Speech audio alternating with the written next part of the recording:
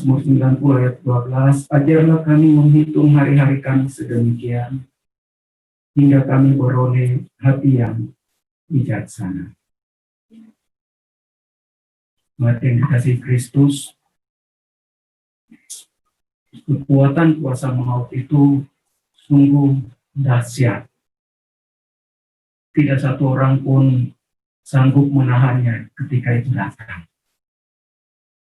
Kita tidak perlu melihat orang seperti di Sulawesi yang dipenggal lehernya. Kalau hari ini Tuhan bilang, kembalilah, hai anak-anak manusia. Kita tidak perlu senjata tajam. Orang akan kembali. Karena ayat 3 yang kita pikirkan waktu itu, dari debu datang akan kembali menjadi debu tanah. Bapak Ibu Saudara yang dikasihi Kristus, hidup yang singkat ketika Musa membawa perenungan ini di padang gurun. Ia melihat bahwa hidup itu tidak mengenakan. Dari tempat yang enak di Mesir, walaupun di bawah perbudakan, kerja rodi, mereka keluar, padang gurun tidak menemukan keadaan yang nyaman. Hujan begini kita ada payung, ada tenda, ada rumah kita berteduh, mereka tidak ada. Mereka pernah bikin pondok dari daun-daunan yang dipatahkan mereka. Panas, mereka kena panas. Tempat perteduhan mereka, sudah renungkan, adalah Tuhan. Tuhan, Engkaulah tempat perteduhan kami turun-temurun. Ayat 1. Di dalam Tuhan mereka berteduh dalam segala keadaan susah sulit, masalah, beban berat yang mereka lewati di padang gurun. Ketika beranjak ke ayat-ayat berikut, kita melihat Musa menggambarkan hidup manusia itu seperti mimpi. Kalau kita tidur sebentar bermimpi, seperti itu. Atau seperti suatu giliran jaga di waktu malam. Bentar malam di kamling kita jaga, setelah lewat sudah. Hidup kita begitu, tidak terlalu panjang. Juga Musa gambarkan dalam Mazmur ini, hidup seperti rumput. Pagi hari memang ada bunga. Kemudian siang, setelah lewat siang, datang petang, dia sudah lisut dan layu. Hidup kita begitu singkat adanya. Dan Musa bilang itu pun berlalunya, berburu-buru. Dan kami melayang lenyap. Yang dia bilang melayang lenyap itu memang setiap hari sekian banyak orang harus mati. Selama 40 tahun mereka berkeliling di padang gurun. Masa hidup kami 70 tahun, kalau kami kuat 80 tahun. Tuhan hari itu menghukum mereka, memang semua orang yang berusia 20 tahun ke atas. Tapi sudah melihat 10 kali aku buat mujizat, dan 10 kali juga memberontak melawan aku, akan mati di padang gurun ini. Jadi memang usia mereka paling tinggi ya 70 atau 80 tahun. Itu di padang gurun. Bisa lihat, kalaupun dari tahap 70, usia 70 tahun ke 80 tahun, itu penuh dengan penderitaan, penuh dengan kesusahan, kesulitan. Dan itu tidak bisa ditolak. Bapak Ibu Saudara yang dikasihi Kristus, kalaupun kita akan mengalami seperti yang Musa gambarkan dalam doanya ini, bisa sampai 70 atau 80 tahun, itu pun tidak panjang. Begitu singkatnya.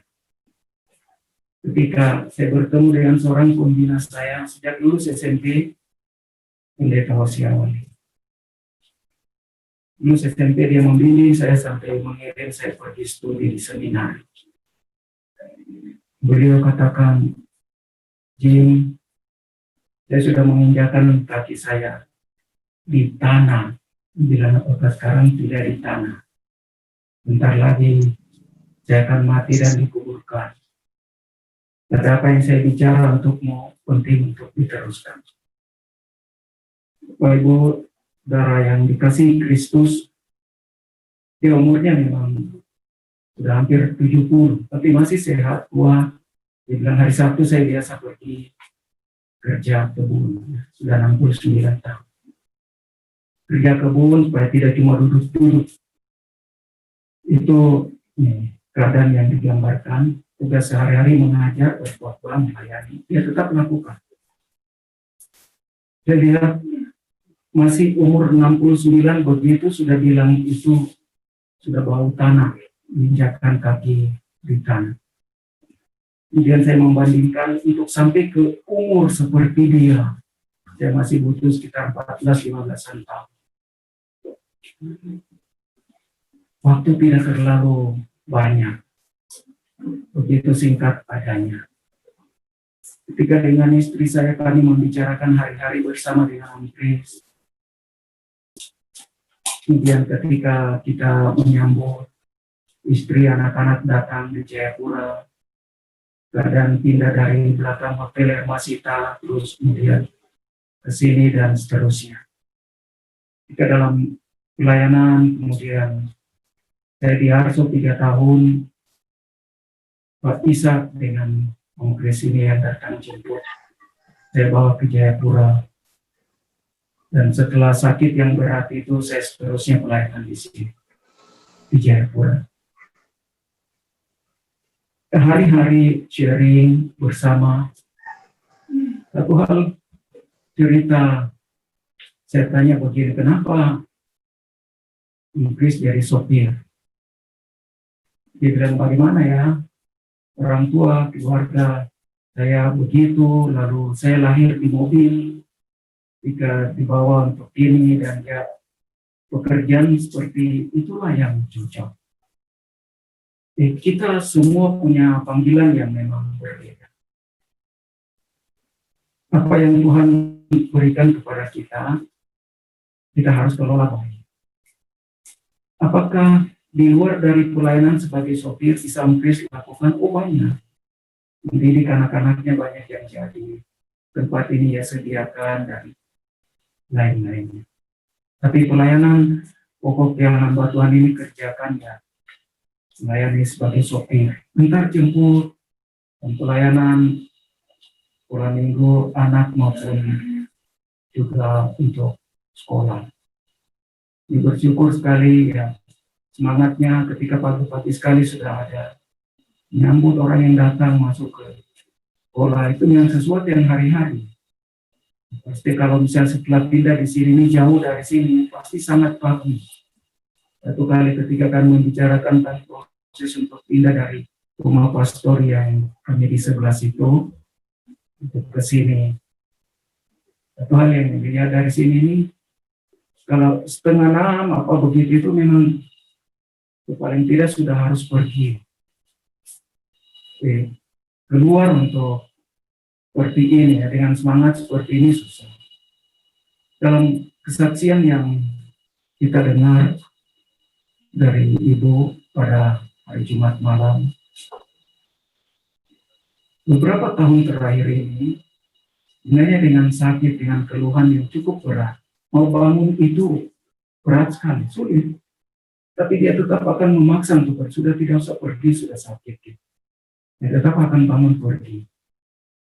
Kalau sakit memang sejak 2002, ya setahun setelah bapak saya meninggal, ya Chris jalani operasi dan apa-apa seterusnya. Jadi itu memang kesehatannya jadi berat. Tapi itu tidak jadi alasan untuk dia misalnya sudah hari ini saya tidak usah bangun. Ini saya lihat ya, spirit seperti ini, spirit orang yang tahu apa yang ditulis oleh Musa dalam Mazmur. Ajarlah kami menghitung hari-hari kami sedemikian, hingga kami beroleh hati yang bijaksana.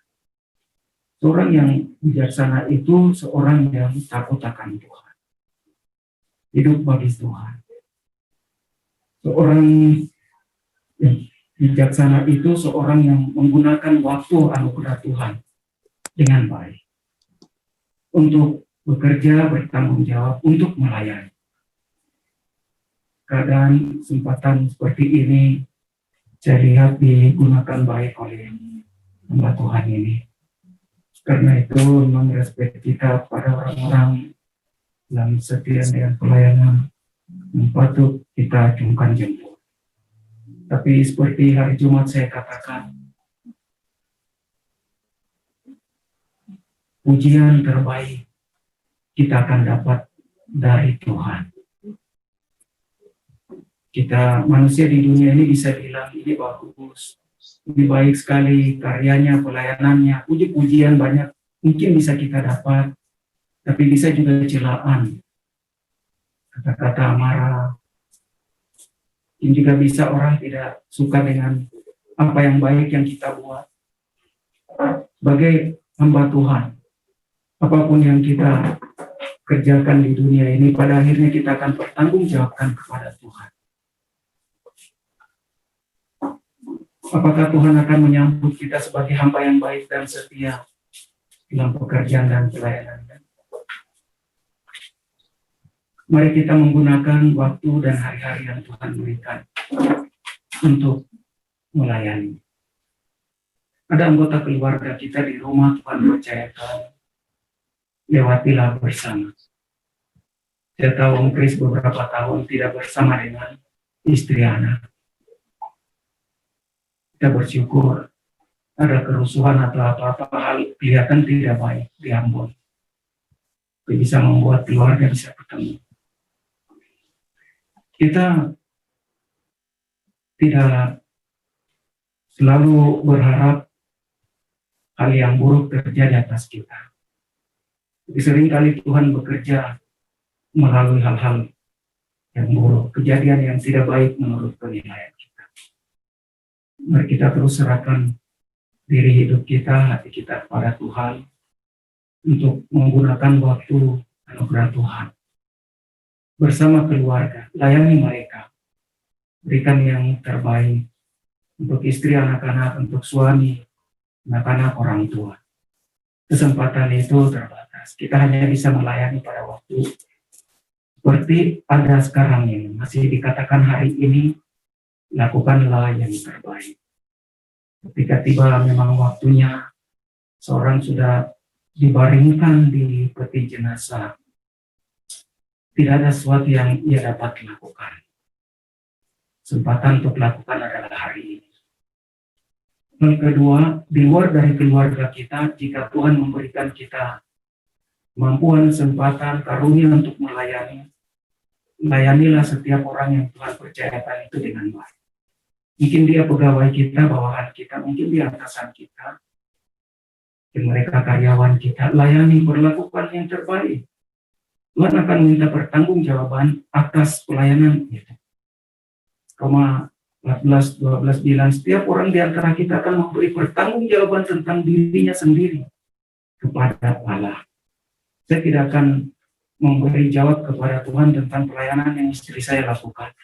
Saya tahu banyak orang dia pimpin datang kepada Tuhan, terima Yesus secara pribadi. Bimbing mereka, menasihati, ya lakukan. Saya lakukan yang bisa saya lakukan. Di dalam komunikasi kami berbicara apa yang bisa kita lakukan untuk anak-anak. Jadi jangan juga keluarga karena pelayanan kepada keluarga lalu membuat kita tidak memperhatikan yang lain di luar dari rumah tangga. Kesempatan Tuhan berikan hanya hari ini untuk kita kerjakan. Besok belum tentu kita punya. Masih bisa kita tunjukkan hari ini. Lakukanlah pelayanan terbaik. Ini orang yang bijaksana. Orang yang tahu menghitung hari-hari yang Tuhan berikan. Mengisinya dengan baik. Kita bisa menambah apapun yang bisa kita mau lakukan. Semasa hari-hari hidup kita, saudara boleh tambah sendiri. Saya hanya sebutkan dua itu, saya perhatikan dan melayani keluarga. Layani orang-orang dalam tanggung jawab kita. Karyawan, pegawai, atasan, bawahan, atau mungkin ada orang-orang yang berkekurangan, orang-orang yang membutuhkan pertolongan, orang miskin, mungkin karena nasib kita menggariskan mereka seperti apa, tapi kita perlu mengangkat mereka. Itu juga kesempatan yang Tuhan berikan untuk kita kerjakan. Jangan kutuki mereka, jangan bilang, ya sudah itu pilihan hidup mereka. Kalau kita masih bisa mengajar, melatih, membuat dia berdaya, wow, luar biasa. Hidup ini memang kesempatan untuk kita kerjakan itu. Tidak ada waktu yang lain.